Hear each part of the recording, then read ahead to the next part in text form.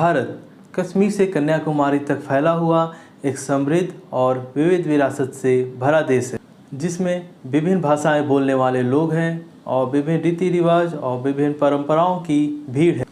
फिर भी भारत में विविधता में एकता देखने को मिलती है। जब भारत को आज़ादी मिली, उस समय के तत्कालीन शासकों द्वारा भारत का विभाजन कई राज्यों में किया गया।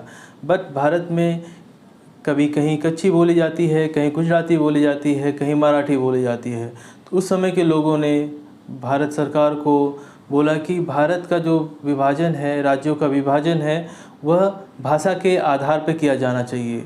तत्कालीन शासक ने इस मांग को खंडित किया। इस मांग के खंडित होने पर महाराष्ट्र में संयुक्त महाराष्ट्र आंदोलन को जन्म दिया। संयुक्त महाराष्ट्र आंदोलन कोई साधारण आंदोलन नहीं था। यह लगभग 5 वर्षों की अवधि के लिए असाधारण रूप से लड़ा गया था। इस आंदोलन में पुरुषों के साथ साथ महिलाओं की भी भारी भागीदारी थी।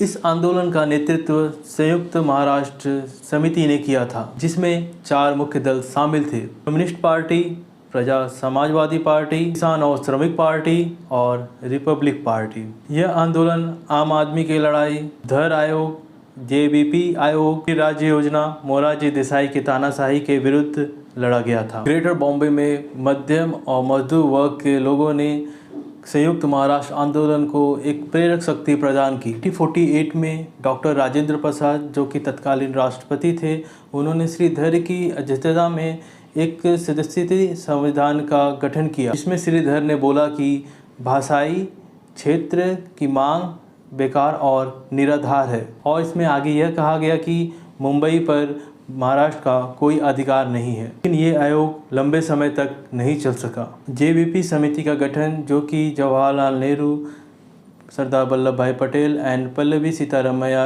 ने किया था, इन्होंने मुंबई शहर को महाराष्ट्र का हिस्सा मानने से मना कर दिया, क्योंकि उस समय मराठी अल्पसंख्यक थे।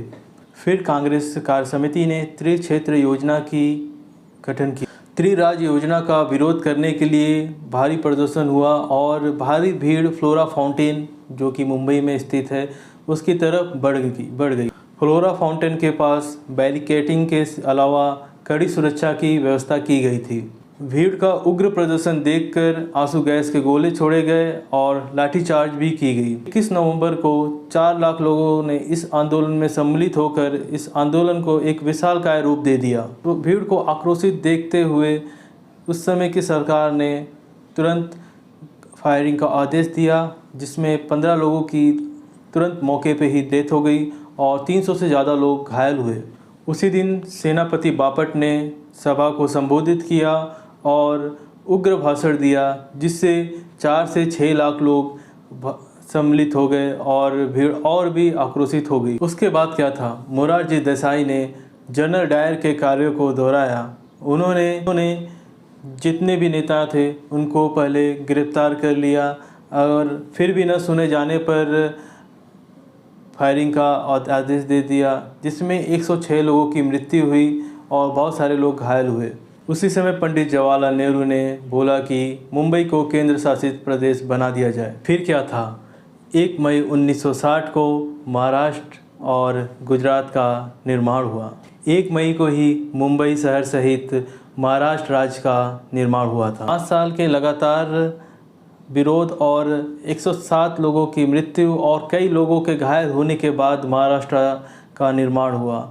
सैल्यूट है उन कार्यकर्ताओं को जिनके वजह से महाराष्ट्र का निर्माण हुआ। दोस्तों, अगर आपको ये वीडियो अच्छी लगी हो तो ज़्यादा से ज़्यादा लोगों तक शेयर करें और चैनल को सब्सक्राइब करें, ताकि आने वाले वीडियोस में आपको भारत के ऐसे बहुत सारे घटनाओं के बारे में जानकारी मिल सके। तब तक के लिए आपसे अलविदा लेता हूँ। जय हिंद।